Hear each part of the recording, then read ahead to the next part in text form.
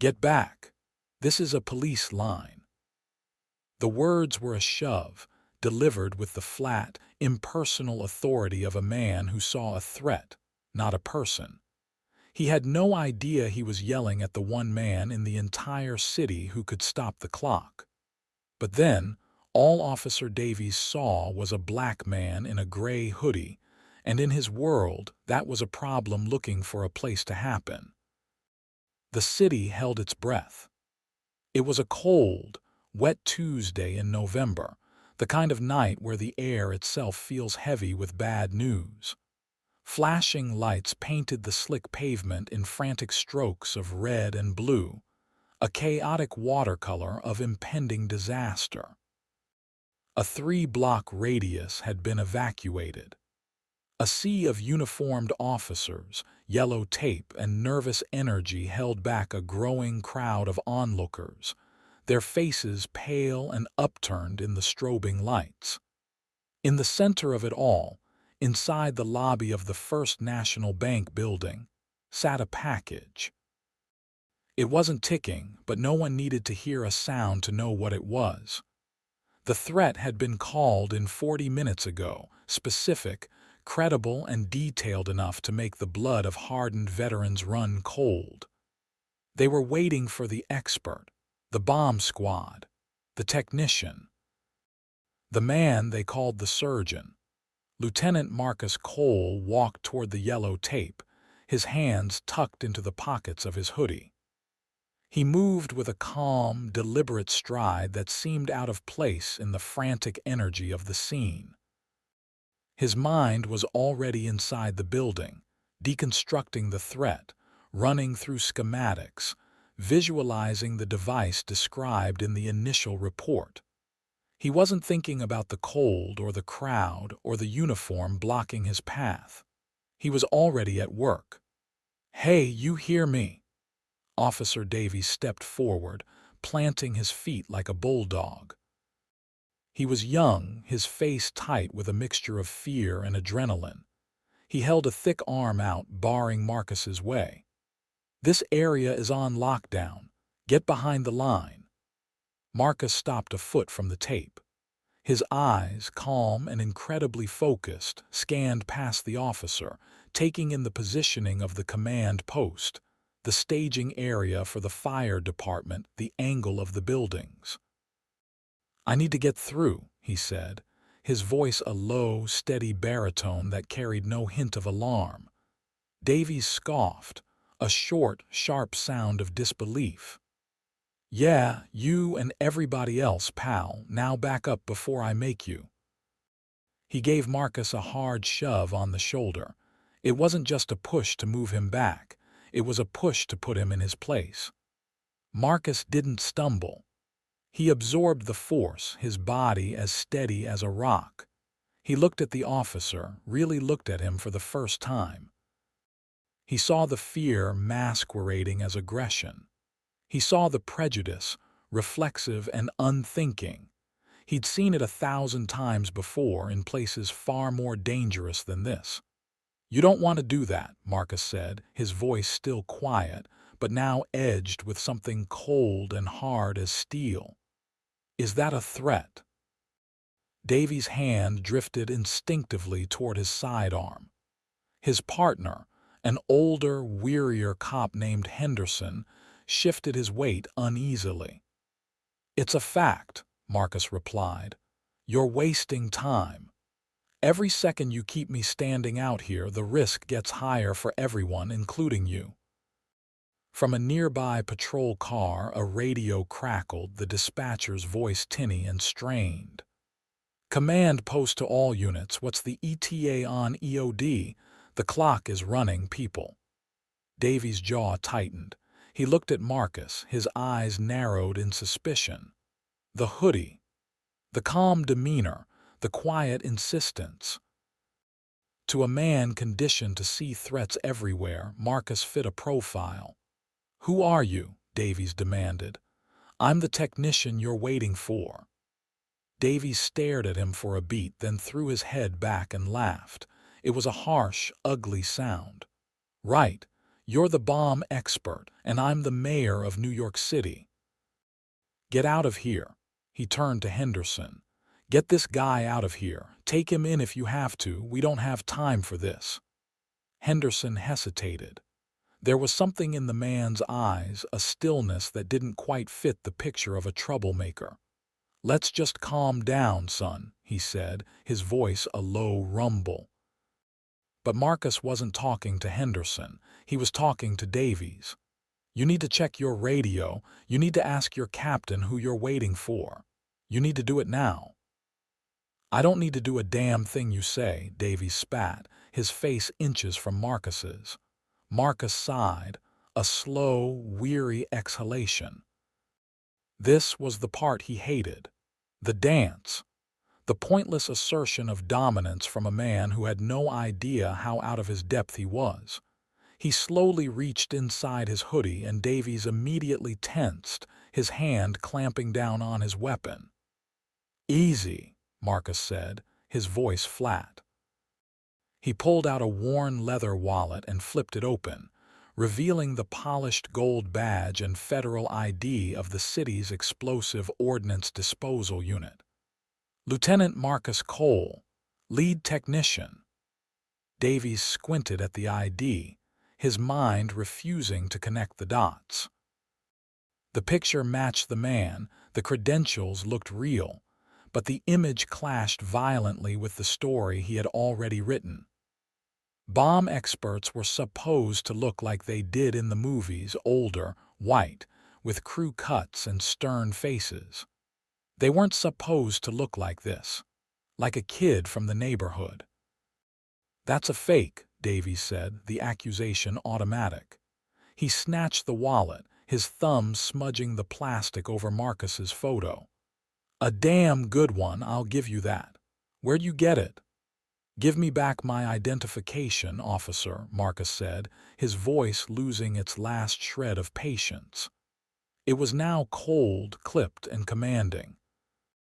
The voice of a man used to being obeyed in situations where a single mistake meant death. The shift in tone made Henderson take a half step back. It was a voice that carried an authority that had nothing to do with a uniform. But Davies was too far gone, lost in his own narrative of confrontation. You're obstructing a police investigation, and you're carrying a forged federal ID. That's a felony, Davies said, a thrill of victory in his voice. He had him now. He'd found the crime. You're under arrest. He reached for his cuffs, but he never got to use them. A new voice cut through the air, sharp and furious as a whip crack. Davies, what in the goddamn hell do you think you're doing? Captain Eva Rostova came storming through the police line like a tempest. She was a stern, no-nonsense woman with graying hair pulled back in a tight bun and a gaze that could peel paint. She was the incident commander, and the vein pulsing in her temple made it clear she was seconds from exploding. She had been screaming into her radio for an update on her EOD tech, only to be told he wasn't on scene yet. Now she saw him, held at bay by one of her own patrolmen. Davies froze, his hand hovering over his cuffs. He turned, his face paling. Captain, this man, he was trying to cross the line. He has a fake ID. Rostova didn't even glance at the wallet. Her eyes were locked on Marcus, a look of profound relief and incandescent rage warring on her face. Lieutenant Cole, she said, her voice tight with stress. My apologies, we've been waiting for you. Davis's world tilted on its axis. Lieutenant Cole. He looked from his captain's furious face to Marcus's calm, unreadable one. The name echoed in his head, the surgeon. He felt the blood drain from his face. Rostova turned her full, wrathful attention to him. Her voice dropped to a low, lethal hiss that was more terrifying than any shout. You had my lead technician, the only man on this coast I trust to handle a device of this complexity. standing out here for 10 minutes while you played tough guy." She snatched the wallet from Davies's hand and shoved it back at Marcus. "Did you push him?" Davies opened his mouth, but no sound came out. "He asked a question, officer," Marcus said quietly, his eyes never leaving Davies's face. Rostova took a step closer to her subordinate, her presence suffocating. "I heard your transmission, Davies. Looks like a stray." "Is that what you said? Is that how you describe a member of this department? A lieutenant?" She pointed a trembling finger at the bank. "There is a bomb in that building that is sophisticated enough to level this entire block. The man you called a stray is the only person who can stop it. And you, in your infinite wisdom, decided he was a criminal because you didn't like his hoodie." The silence that followed was absolute. The entire nearby police force was watching, their faces a mixture of shock and dawning horror. Davies looked as if he'd been turned to stone. He was no longer a cop asserting authority. He was a fool, exposed under the hot glare of his own catastrophic misjudgment. "Get out of my sight," Rostova snarled.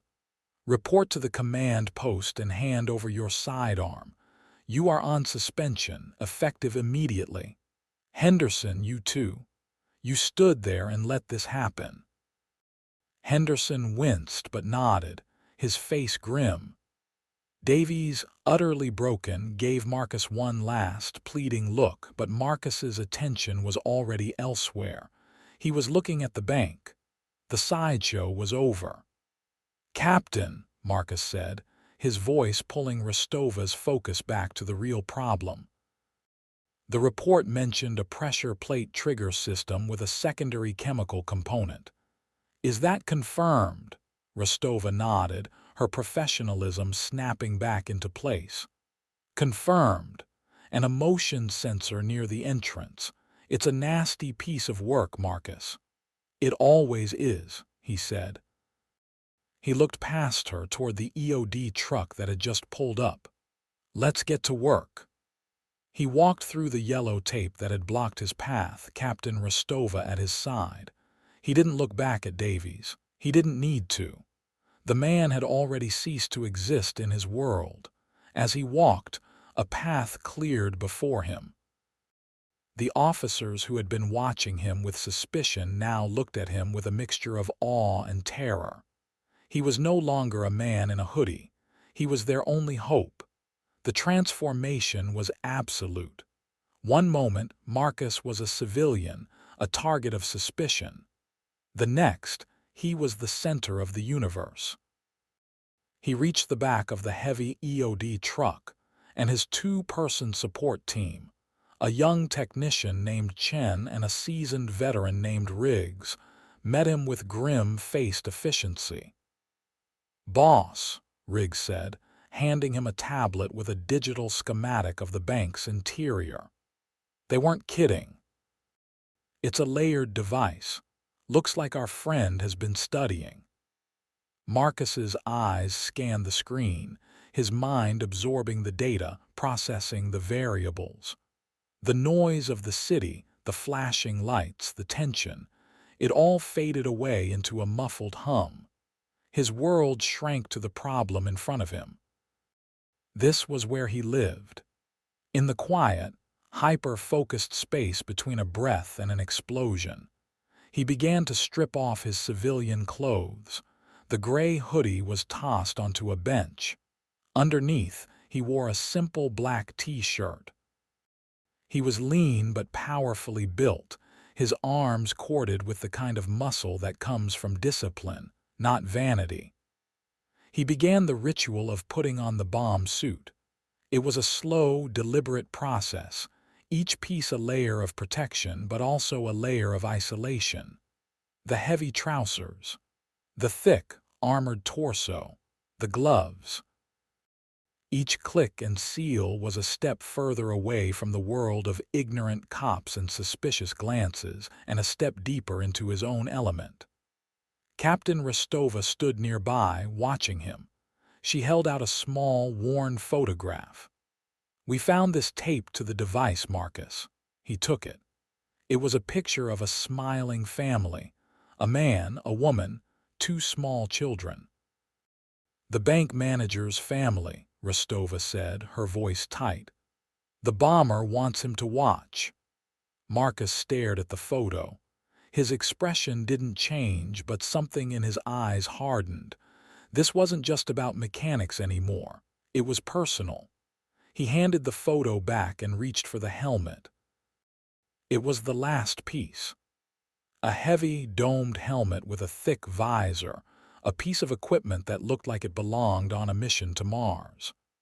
As Chen and Riggs sealed the helmet to the suit, the world outside became a distant, silent film. He could hear only the sound of his own breathing, amplified and steady, and the voice of Riggs in his earpiece. "Comms check, Lieutenant." Loud and clear, Marcus's voice came back, filtered, metallic, and utterly calm.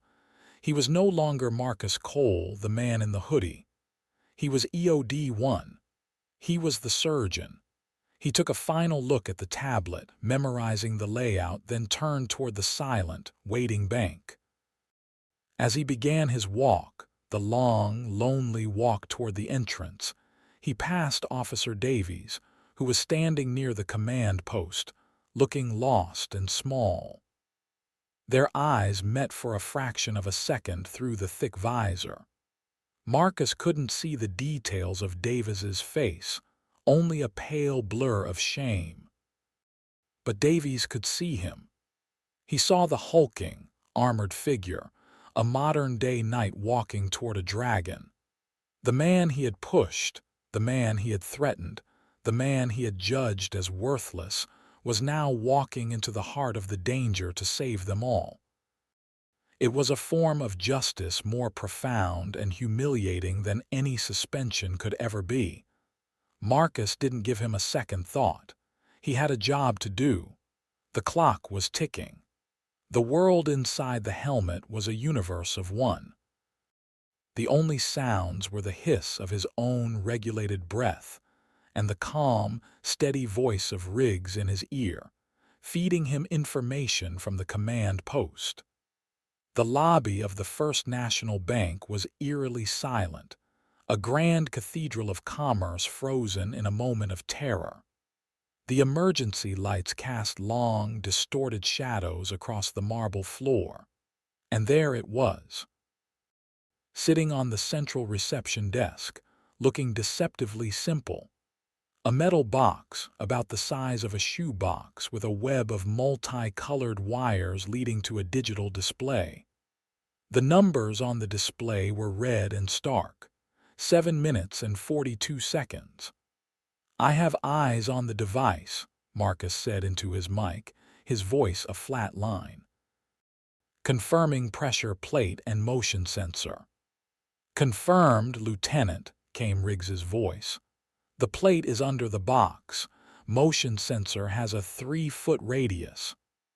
Marcus moved with an economy of motion that was almost beautiful.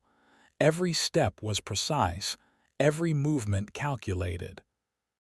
He approached the desk from the side, staying low, avoiding the invisible tripwire of the motion sensor. He knelt, his bulky suit making the movement awkward but his core strength making it steady. He opened his toolkit, the instruments laid out on a black cloth with surgical precision. This was his art. Not the adrenaline-fueled heroics of movies, but a slow, painstaking process of intellectual and physical discipline. It was a conversation with another mind, the mind of the bomber. Every wire, every connection was a word in a deadly sentence. His job was to unwrite it before it reached its final, catastrophic punctuation mark. "I'm going to bypass the motion sensor first," he said. He selected a pair of fine-tipped probes, his gloved fingers moving with surprising dexterity. Outside, the command post was a knot of tense silence. Rostova, Davies, and a dozen other officers watched a grainy live feed from Marcus's helmet cam. They saw what he saw, the terrifying intimacy of the wires, the relentless countdown. Davies watched, his hands clenched into white-knuckled fists. He felt sick. The man on that screen, the steady hand moving with such impossible calm, was the man he had called a stray. Back in the lobby, Marcus worked. 5 minutes and 12 seconds motion sensor bypassed, he reported. Now for the pressure plate. This is the delicate part. He had to lift the box just enough to slide a disarming tool underneath without releasing the pressure entirely. A millimeter too high and the circuit would complete. His breath was the only rhythm in the silent room. He exhaled slowly, his hands moving in perfect synchrony, lifting, sliding. 3 minutes, 27 seconds plate is secured, he said. A collective, unheard sigh of relief went through the command post. Now, Marcus murmured, more to himself than to his team, let's see what you've really built. He began to analyze the wiring. It was a mess, a deliberate attempt to confuse and mislead. Red herrings, decoy wires. But Marcus saw the pattern. He saw the bomber's signature, the subtle tells in the way the circuits were constructed. 1 minute 59 seconds. It's a cascading trigger, he said. Classic misdirection. He wants me to cut the red wire. The power source is actually routed through the green. Are you sure, Marcus? Rostova's voice cut in over the comms, tight with worry. I'm sure, he said. He picked up his wire cutters. The tool looked small and insignificant against the complex web of wires. He positioned the cutters on the green wire. His entire world narrowed to that single point, the steel jaws against the thin plastic sheath. 24 seconds. He took a breath. 23 seconds, and he cut. The red numbers on the digital display froze. For a heart-stopping second, nothing happened. Then the display flickered and went dark. Silence. Device is neutralized, Marcus said, his voice as calm as if he were announcing his lunch order. The cheer from the command post was an explosion of its own, a raw, primal roar of relief that he could just barely hear through his helmet. He knelt there for a moment longer, his gloved hand resting on the inert box. He had won. They were safe. He stood up, the heavy suit feeling a little lighter now. He turned and began the long walk back out of the bank, back into the world of noise and flashing lights.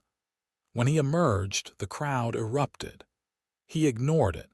He walked straight to the EOD truck, where Riggs and Chen helped him out of the suit, piece by heavy piece. When the helmet came off, he took a deep breath of the cold, wet night air. It had never tasted so sweet. Captain Rostova was the first to reach him. She didn't say anything. She just put a hand on his shoulder, a gesture of profound gratitude and respect that was worth more than any medal. Then he saw Davies. The disgraced officer was standing off to the side, looking utterly defeated. He walked over to Marcus, his movements stiff and hesitant. "Lieutenant," he began, his voice cracking, I don't know what to say." Marcus looked at him, his face impassive. He was too tired for anger, too drained for lectures. He just nodded once. "You don't have to say anything, officer. Your actions spoke for you." He turned to walk away, but stopped. He looked back at Davies, who seemed to shrink under his gaze. "Next time you see a man in a hoodie," Marcus said, his voice quiet but carrying across the now silent scene, "try to remember that you have no idea what's underneath it. Sometimes it's just a man, and sometimes it's the only thing standing between you and the end of the world." He walked away, leaving Davies alone with the truth. Expertise has no dress code. Courage has no color. And sometimes the person you push aside is the only one who can save you.